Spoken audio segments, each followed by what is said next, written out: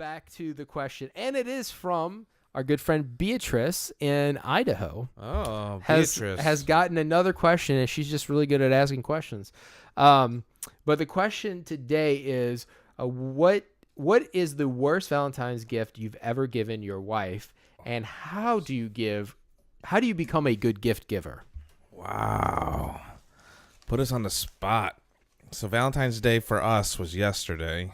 For you guys listening, it was in the past. But, man. Or in the future, depending how you look at it. Well, I guess so. But the Valentine's Day we're talking about actually fell on Ash Wednesday this year. So that was a depressing Valentine's Day. Also fell on a Wednesday, which the wife and I are always busy Wednesday nights with our youth group that we do. So we're celebrating Valentine's Day Saturday night. You can transpose it. Do you realize that like Valentine's Day isn't even like, it's not like Saint Valentine. There was a Saint Valentine who was a priest. Was Cupid. No, he was a priest, and he was killed. So it's not really that exciting of a story. There's not even that much known about him. But it's not any Christian church doesn't celebrate his feast day on the 14th of February. Right. It's literally just a made up holiday. That's okay. It's still a fun holiday for many reasons. Well, so we're celebrating Valentine's Day on Saturday, and my wife is in the house right now. So I'm going to still tell you what I got her. Hopefully she doesn't. You think she might be eavesdropping? No, she's pretty good. She likes surprises. So, but I'm going to tell you why this year is going to be the most epic year I've ever done. Oh, you blew it out the water. I think I do every year, but evidently I don't. So I don't have a worst gift. All my gifts have been the worst gifts. Oh, you just equally bad gifts. It's the same thing every year. I killed it one year, and then it's been an epic failure ever since. As far as gifts go, maybe not just Valentine's Day, but just like our like Christmas and like birthday, and it's so scary when you go epic too, because you're like, there may be a chance you can't live up to it. Yeah. Like you can't reperform. Yeah. So I think it was like 2 years ago. My wife Elise was like, "Oh, so what are we doing for Valentine's Day?" And I was like, "Oh, well, I've got everything planned out." And she gave me this face of like utter disappointment. And I was like, "Oh my gosh, what's that about?" And sure enough, I did what I was going to do. It didn't go over good. And I think the year after that, so this might have been 3 years ago. So the year after that, she's like, "Hey, what are we doing for Valentine's Day?" I was like, "Oh, I got it all figured out." And we got in a huge fight that night. And I was like, "Oh my gosh, what's the deal? Like, why are we in a fight?" She verbatim told me everything that I had planned for Valentine's Day. She knew what I was going to do. And she says, "You've been doing the same thing every Valentine's Day," which I didn't know I was. I thought I was being Mr. Casanova, which is me. She's right, by the way. Me leaving work, stopping at Walmart or another grocery store to pick up a card, to pick up flowers, and to pick up the cheapest meal I could find to bring home and cook for her. And then just expect whoopee. That sounds like a great Valentine's Day to me. Well, that's been what I've done every single year. So this year, I'm trying to blow it out the water. And it kind of worked in my favor a little bit, give me a little bit more time. Yeah. But I bought her something that she's been asking for forever. Please tell me it's not another animal. No. You don't have like a penguin in a box somewhere. No, it'd be a raccoon for the wife. Raccoon. But God help us all. No, I got her tickets to Phantom of the Opera. Oh, that sounds very nice. Yeah, very expensive. I can imagine. I can't believe how much these. Are you going to get little binoculars? She said she wants them, but I think they're kind of expensive because it's like, I think it's front row on the balcony. Oh, that like sounds the first nice. balcony, so it's like high up, but it's kind of like a better view for the people that bought the middle section on the floor. I saw Phantom of the Opera on Broadway in New York. Yeah, it was very nice. Was it good? It was good. I went on this epic trip. This is supposed to be like Broadway in New Orleans, so yeah, it should be good. Yeah, no, they have good shows there. I went in a high school on a trip to New York, and we saw. I mean, I probably saw 10 shows. I saw some of the most terrible shows you could possibly see. I picked all of the awful shows. But anyway, that was one of the best ones, was Phantom of the Opera and Chicago. They were both very good. Also, too, the guy from Pumbaa, from The Lion King, was in Chicago. And the whole time this guy's talking, I'm like, I know this guy's voice. And I couldn't figure out until intermission. And then I learned it was Pumbaa. I was very excited. I don't think it was Pumbaa. It was Pumbaa. I think it was Timon. No, it was Pumbaa. It was Pumbaa. Okay. The guy who was, you're saying you don't think that the pig off of Lion King is called Pumbaa? No, I think you're talking about Timon.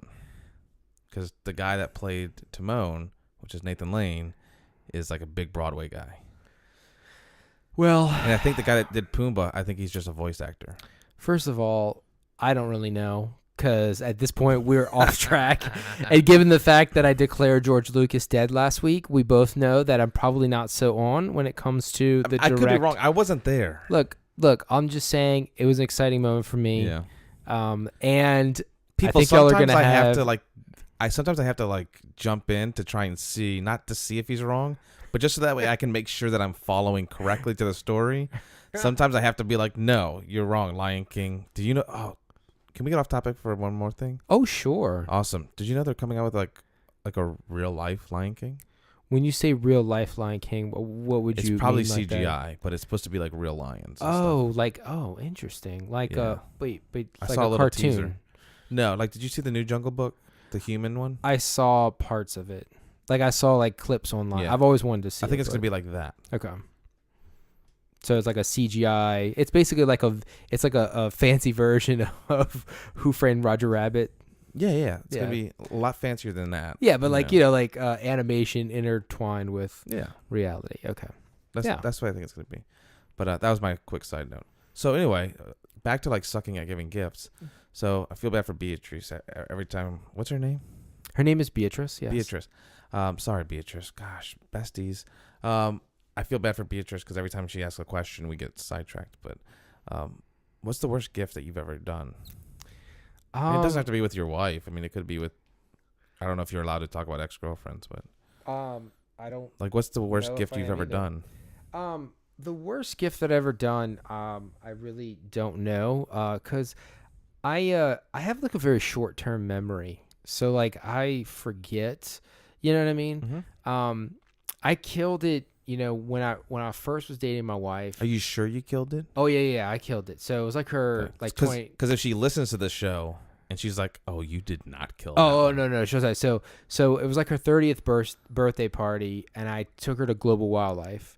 Actually, she had never been to Global Wildlife, but I knew that it existed from my childhood. Right. And she's like a huge animal person, as we've already discussed. So I knew you could like feed animals, and there was animals everywhere. So it took me forever to find it, because I'd ask people, you know that place in the woods on the north? You know, you just keep driving north, and they're like, oh yeah, Global Wildlife. So you literally like feed giraffes and elu, like animals just come up and lick you. I mean, it's horrifyingly disgusting. And so you could just feed all kind of animals. And so I knew she was going to love it. So we went, and I took her there, and she loved it. And so I decided to throw a 30th birthday party there. We took the private Jeep tour. Nice. Yeah. So with the 5-year-old birthday parties and everything? Well, we didn't do that whole part, but we just rented the Jeep. Yeah. I thought about getting a room where they give you the cake and the ice cream, but I thought that might have been a little. The numbers only went up to like 12, so I couldn't get one that had 30. And then we went and ate at a very nice, little Trey Yen, little nice Chinese restaurant that's overrated. But anyway, besides the point. So we killed it, and I think that the common denominator here, by the way, that I'm realizing is that. The kill it gifts are really ones that involve your time and showing interest in doing something of that other person. So I'm not going to kill it this year then. Why not? Because you want to go to it too or something? No, because I just bought something. No, but you're going. Wait, oh, yeah, I'm going to go. Yeah, wait, I was like, at that moment, I was like, wait a second. Did you buy yourself a ticket? Because if you didn't buy yourself a ticket, you did just blow this gift. It'll be date night. You're like, don't you love it? You're like, oh my gosh, where are you sitting? I'm like, I didn't buy one for me. This shit's expensive.